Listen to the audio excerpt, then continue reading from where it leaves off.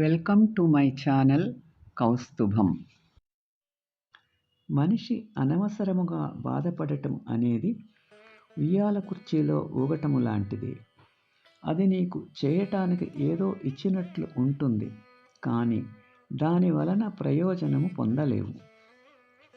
కొన్నిసార్లు కొన్ని విషయములు, పరిస్థితులు నీ హృదయమును గాయపరిచి నీ ఆలోచనలను, తెలివిని మందగింపచేస్తాయి. తెలుసుకో.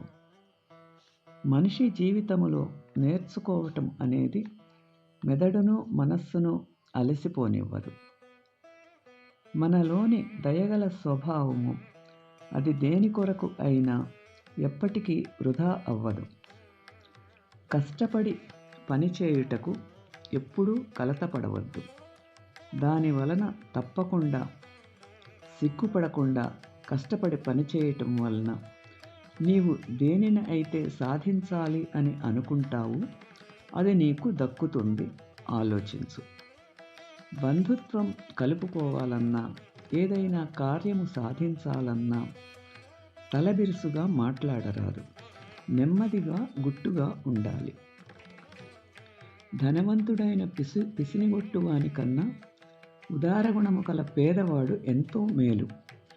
ఎంతో పెద్దదైన సముద్రము కంటే త్రాగటానికి వీలైన తీయనైన నీళ్లనందించే చలమ ప్రయోజనకారి కదా. Thanks for watching.